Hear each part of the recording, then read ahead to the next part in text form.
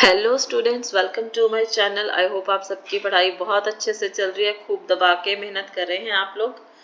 तो हमारा last chapter है हमारे क्लास 6 साइंस का, एनसीईआरटी का, that is air around us, हमारे आसपास जो हवा है। We have learnt in chapter 6 that all living things require air, but have you ever seen air? हम सभी को पता है कि सारे living things को हवा की ज़रूरत है, लेकिन क्या आपने कभी हवा को देखा है? डेफिनेटली हमने हवा को तो नहीं देखा, लेकिन इसकी प्रेजेंस हमने ज़रूर फील की है।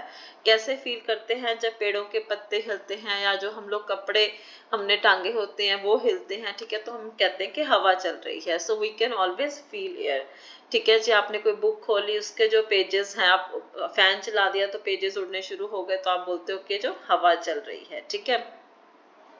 और जो आपने एक चैप्टर 3 में एक्टिविटी 3 की थी, जिसमें के सेपरेट करते हैं हम सैंड एंड सॉडस्ट को by winnowing, that was also with the help of air. ठीक है जी। और विनोइंग ज्यादा इफेक्टिव कब होती है? जब एयर ज्यादा चल रही होती है, ठीक है जी, मूविंग एयर में। और दूसरा आपको ये भी पता है कि एयर जो जब बहुत तेज हो जाती है तब हम उसको बोलते हैं स्टॉर्म, ठीक है। जब विंड ब्लो करती है बहुत हाई स्पीड पे, पहले एयर होती है, फिर विंड होती है, फिर स्टॉर्म होता है। और वहाँ स्टॉर्म तो इवन क्या करता है, जो बड़े बड़े जो ट्रीज है उनको भी अपरूट कर देता है, उनको उखाड़ देता है, छतों को उड़ा के ले जाता है, दैट इज स्टॉर्म। ओके, यहाँ पे एक फिरकी दिखाई है कि आप जो है फिरकी अपनी बना सकते हो और उसको फिरकी को घुमा के देख सकते हो, ठीक है जी। ओके,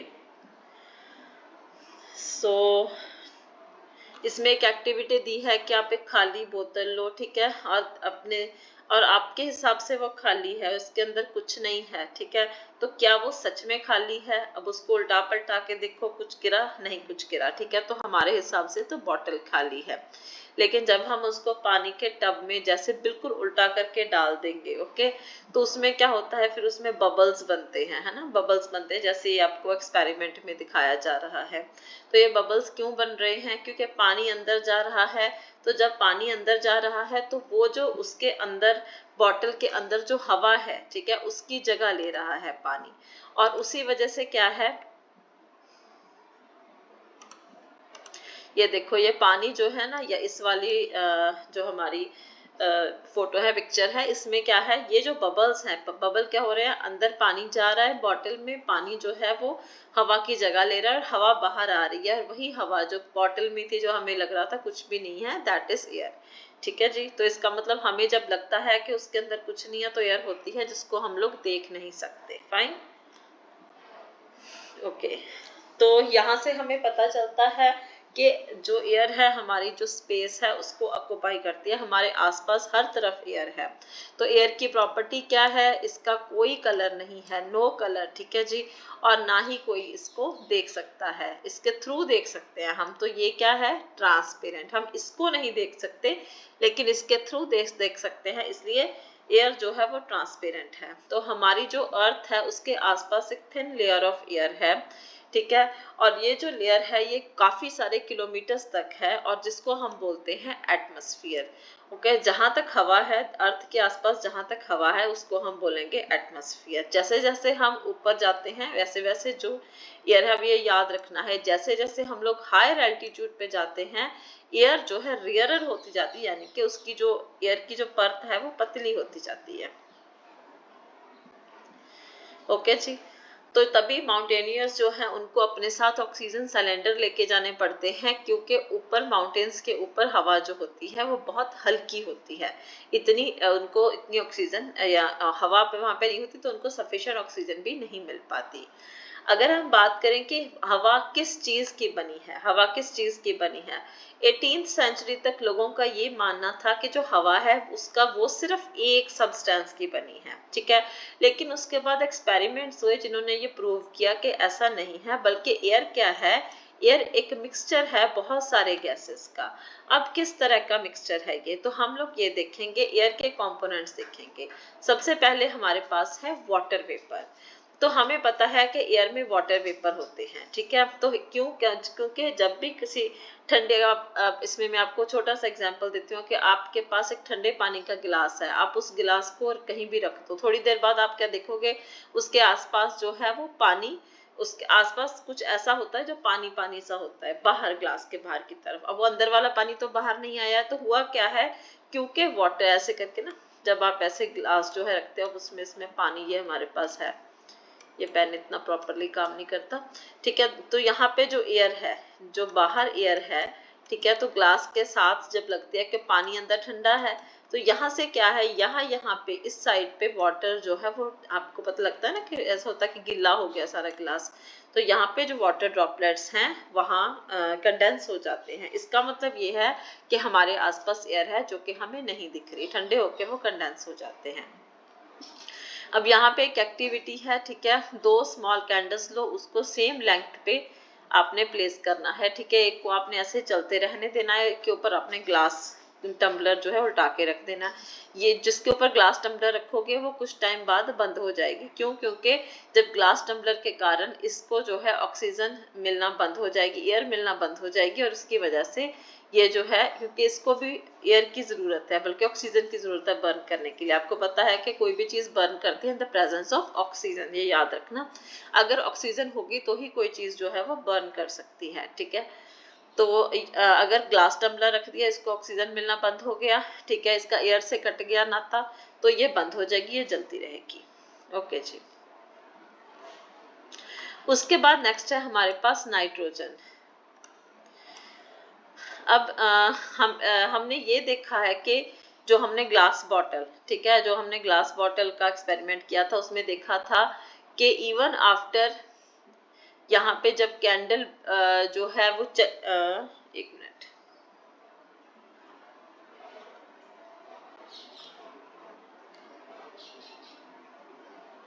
ये जो हमारी एक्टिविटी 3 है, यस, इसमें, ठीक है, अब इसमें क्या है, ये हमने एक पार्ट जो एक्चुअली हमारा रह गया, तो यहाँ तक तो हमने कर लिया कि कैंडल जो है बुझ गई जब उसको ऑक्सीजन मिलनी बंद हो गई, ठीक है। अब क्योंकि उसके अंदर जो कंपोनेंट था ग्लास टम्बलर के अंदर जो सपोर्ट कर रहा था बर्निंग को, वो लिमिटेड था, वो खत्म हो गया, ठीक है जी। और दूसरा जो है चल रहा था, दैट इज ऑक्सीजन। लेकिन कुछ एक कंपोनेंट है जो उसके बाद भी जो है वो रह जाता है। तो अब क्या है, कुछ रह जाता है उसमें जो कि है तो है, लेकिन वो बर्निंग को सपोर्ट नहीं कर रहा, और वही पार्ट एक्चुअल में वही पार्ट एयर का मेजर पार्ट है जिसको हम बोलते हैं नाइट्रोजन। अब नाइट्रोजन का कोई लेना देना नहीं है कि वो बर्निंग को सपोर्ट करे, लेकिन वो स्टिल जो है पीछे रह जाता है।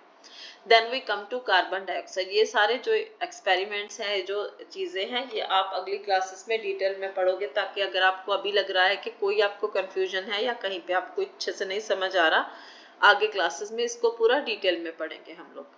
तो कार्बन डाइऑक्साइड, अगर आप किसी बंद कमरे में हो, ठीक है, और कुछ अगर जल रहा है, तो अगर कमरा बंद है तो आपको सफोकेशन होने लगेगी।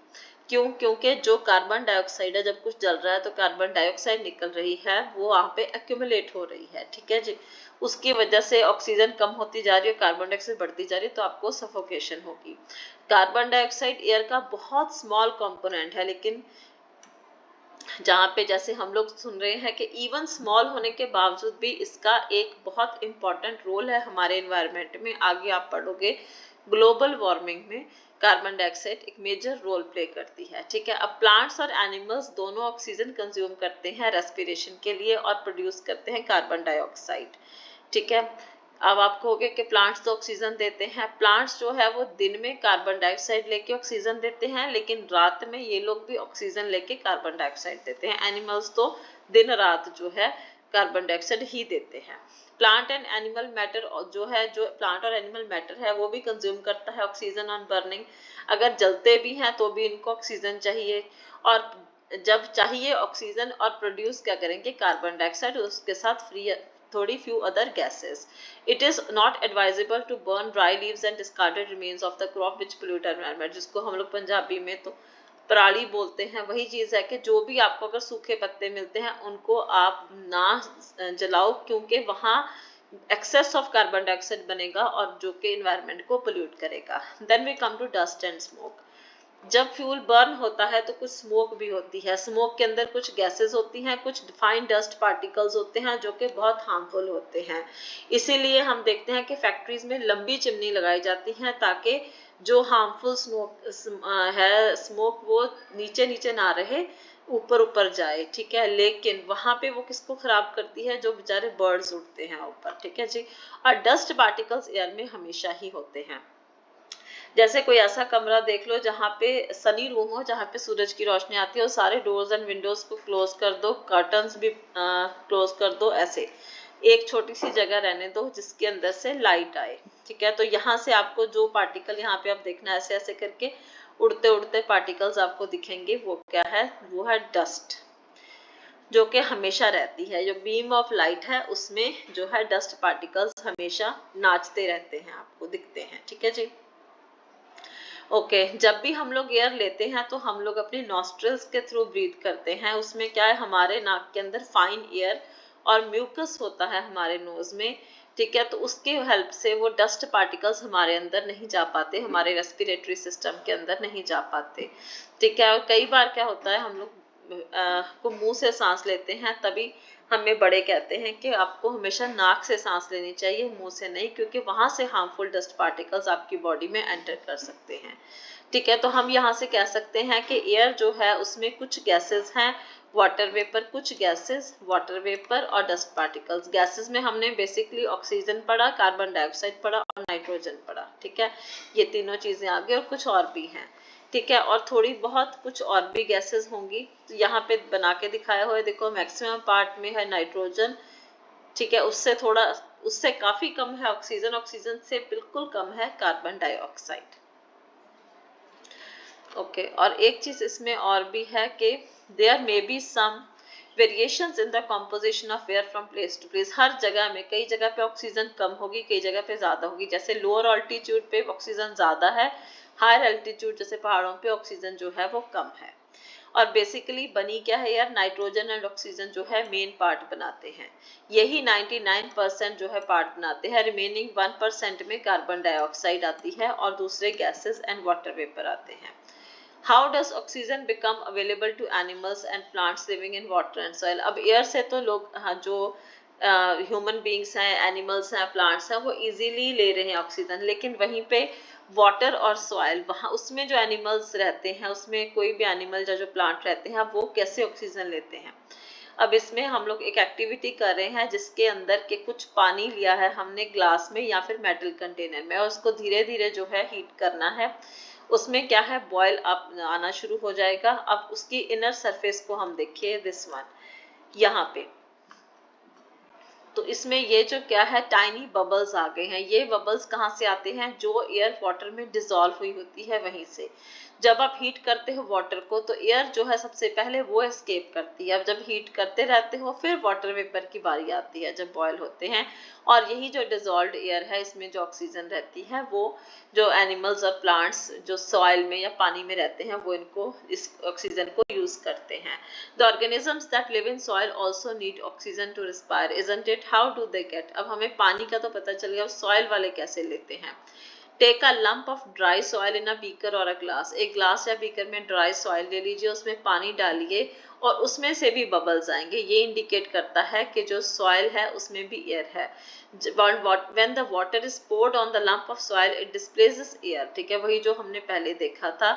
और ये वाली एयर जो है, प्लांट्स की जो रूट्स हैं उसमें सांस लेती हैं, इस वाली एयर को यूज करके। अ लॉट ऑफ बरोज, बहुत सारे बरोज, जैसे जो छोटे छोटे जो एनिमल्स हैं जो नीचे बरोज में रहते हैं, होल्स में रहते हैं, डीप इन द सॉइल, वो ऐसे सांस लेते हैं। These burrows also make spaces available for air to move in and out of the soil. In fact जब बरो करते हैं तो ये बरो जो है थोड़ी ज्यादा स्पेस बना देती है एयर को सॉइल के अंदर जाने में, इन and out. However, when it rains heavily, लेकिन जब बारिश पड़ती है हैवी, तो ये बरोज जो है वो पानी से भर जाती हैं, और इस सिचुएशन में वो जो एनिमल्स हैं वो नीचे से बाहर आ जाते हैं, और इसीलिए हमें रेनी सीजन में बहुत सारे इंसेक्ट्स एंड एनिमल्स जो हैं वो दिखते हैं। Have you ever wondered why all the oxygen of atmosphere does not get used up through a large number of organisms, are though a large number of organisms are consuming it? Who is refilling oxygen in the atmosphere? अब इतने करोड़ों जो है, करोड़ों से भी ज्यादा बोल सकते हो, ह्यूमन बींग्स है, एनिमल्स है, प्लांट्स है, सारे ऑक्सीजन ले रहे हैं, तो खत्म क्यों नहीं हो रही?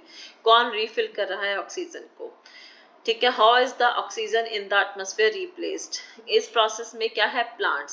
प्लांट्स जो हैं वो फोटोसिंथेसिस करते हैं। फोटोसिंथेसिस में क्या है? प्लांट्स अपना फूड बनाते हैं और उसके साथ बनाते हैं ऑक्सीजन। प्लांट्स ऑक्सीजन को कंज्यूम करते हैं रेस्पिरेशन में, लेकिन ज्यादा वो जो है बनाते हैं।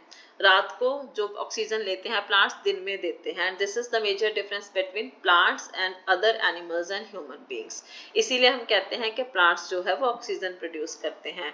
एनिमल्स तो ऑक्सीजन के बिना रह ही नहीं सकते, इसलिए समझो कि हम लोग प्लांट्स के बिना भी नहीं रह सकते। The balance of oxygen and carbon dioxide in the atmosphere is maintained through respiration in plants and animals and by the photosynthesis in plants। तो बेसिकली सारी ऑक्सीजन आ कहाँ से रही है? जो ये फोटोसिंथेसिस, जो प्लांट्स फोटोसिंथेसिस कर रहे हैं, वहां से ऑक्सीजन का जो सर्कल है वो चल रहा है। So this is the interdependence of plants and animals. We can now appreciate how important air is for life. Are there any other uses of air? कुछ और भी हैं यूजेस। दिस एग्जाम्पल ये है विंड मिल। तो यहाँ पे wind mill में क्या होता है? विंड मिल में विंड जो है, ये इनके जो पंख है इसको रोटेट करती है। जब विंड तेज चलती है इनको रोटेट करती है, और उसकी हेल्प से जो है एक नीचे मशीन वगैरह चलाई जाती है, जिसके हेल्प से ट्यूबवेल चलते हैं, यहाँ से पानी निकलता है, या फिर इवन मिल्स चलती हैं टू रन फ्लोर मिल्स, आटा वगैरह पीसने के लिए वहां पे भी यूज होता है। इवन इलेक्ट्रिसिटी भी जनरेट की जाती है विंड मिल की हेल्प से। और जो कई सारे जेट्स जो हैं, या ग्लाइडर्स, पैराशूट्स और एरोप्लेन्स भी एयर की हेल्प से ही चलते हैं। So these are also the importance of air. This is the importance of air for us. Birds, bats and insects can fly due to presence of air. अब birds हैं, bats हैं, insects ये तभी fly कर सकते हैं क्योंकि air है। और even जो अगर हम plants की बात करें तो seed के dispersal में, pollen के dispersal में जो है air help करती है, और air जो है water cycle में भी बहुत important help करती है हमारी। So this was the last chapter of class 6 science NCERT, and this is done. Now we'll be starting with class 7th NCERT. Till then, see you in my next video. Till then, thank you so much and Jai Hind.